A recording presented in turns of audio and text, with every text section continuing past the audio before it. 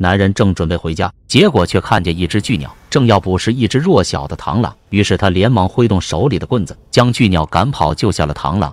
一只这样大的鸟，欺负一只小螳螂，你好意思吗你？殊不知他的这一善举将会改变他今后的命运。此时双击留下一句顺风顺水，相信今后也定能一帆风顺，好运连连。随后男人让螳螂跳到自己的手心，告诉螳螂不要害怕，自己已经将巨鸟给赶走了，然后又找了一处安全的地方将螳螂给放生了。令人没想到的是，螳螂竟然对他点头表示感谢，而男人不知道的是，这只螳螂早已修炼了1000年，刚刚是他突破修为最关键的时刻。不幸的是，居然遇到了天敌，好在这个男人的出现及时将他给救了下来，这才让螳螂得以幻化成人。他为自己取名为绿珠。此时螳螂精的师兄蝎子精蟹鳌连忙跑来，得知师妹修成人形，他特意来恭贺。原来2个妖怪一起在深山修炼了1000年，蟹鳌也一直爱慕着绿珠。看着此刻美艳动人的绿珠，蟹鳌再也按耐不住了，直接对师妹表达了自己的心意。可是绿珠却不愿意，她表示自己已经有喜欢的人了，就是刚刚在树林里救她一命的那个男人。绿珠就想要找到他报恩，这令蟹鳌非常的气愤，自己陪伴绿珠多年，到头来还不如一个凡人小子。他一气之下掐住绿珠的脖子，想要逼迫绿珠嫁给自己，怎料绿珠竟宁死不嫁，蟹鳌也只好伤心的离去。随后绿珠就在男人的必经之路上假装摔倒，原来男人名叫于景，是住在这附近的猎户。得知绿珠受伤走不了路，于景便将她背回了家照顾。没想到2人此后便坠入爱河，很快就成亲结为了夫妻。婚后夫妻俩恩爱甜蜜，绿珠把这个家管理得井井有条，婆婆对这个儿媳妇也十分的满意。这天邻居李大叔前来报喜，表示于景高中了举人。听见这一消息，全家人都激动坏了，母亲更是要进庙上香，感谢观音菩萨的庇佑。可由于绿珠是妖怪所化，受不了寺内佛光的照耀，于是便谎称自己不太舒服，让婆婆一个人先去进香。闲来无事的她来到一个算命的摊子前，想要为自己和丈夫算上一卦，怎料卦上却表示绿珠不久后将有一劫。果然这天夜里，蟹鳌被一个道士追杀，2人大战300回合，最后蟹鳌身受重伤逃走了。无奈之下，他只好来投奔师妹。好在这时于景和母亲因为有事外出，看着痛苦不堪的蟹鳌，绿珠也于心不忍。不管怎么说，2人也一起结伴修行了1000年，他不会见死不救，于是便将他带到床上休养。怎料此时婆婆和丈夫突然回来，看见这个陌生男人跟绿珠一起从里屋出来，顿时就心生怀疑。